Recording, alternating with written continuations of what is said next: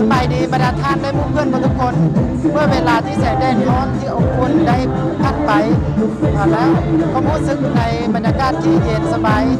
นั่นแสดงว่าทอดเวลาที่รอคอยของบรรดาเด็กน้อยผู้อยู่อาศัยเกี่ยวกับงานเทศกาลไหว้พระจันทร์ตามปกติแล้วอยู่ที่ฮินไดเดลสเตทเพื่อเพิ่มทวีความ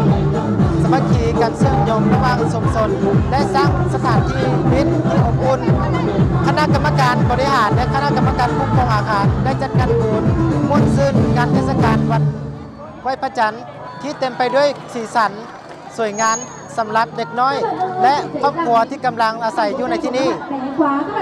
งานบุญเทศกาลไหว้พระจันทร์แม่นโอกาสที่บรรดาเด็กน้อยสามารถจินตนาการกับเท่าโกยนางฟ้าและวงเดือน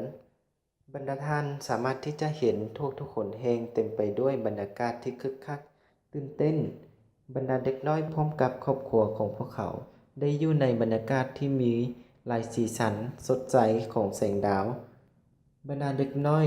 เล่นกับหมู่เพื่อนอย่างคึกคักและมนต์ซื่นพอเวลางานบรรดาเด็กน้อยได้ไปเล่นกับนางฟ้าเท่าโกยและเฮดอกไฟ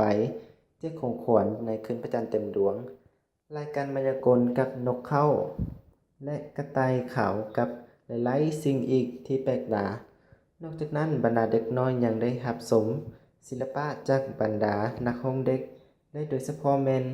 การเต้นของบรรดาเด็กน้อยที่อยู่อาศัยอยู่ในที่นี่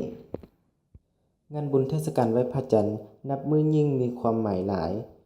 เมื่อบรรดาเด็กน้อยได้ตกอยู่ในบรรยากาศของงานบุญที่เต็มไปด้วยวัฒนธรรมของประชาชนเวียดนามกับบรรดาเกมเทียงไข่ที่มีสีสัน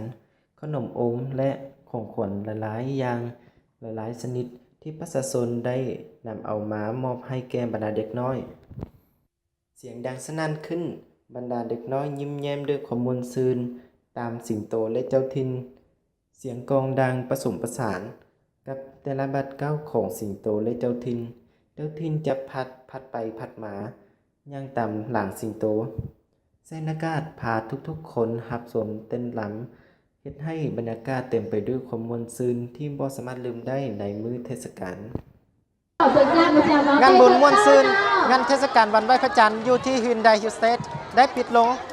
แต่ประสบการณ์ความม่วนซื่นที่ได้ทิ้งไว้ยังคงอยู่ในใจของชาวผู้อยู่อาศัยทุกๆคนบ่เพียงแต่เป็นวันบุญ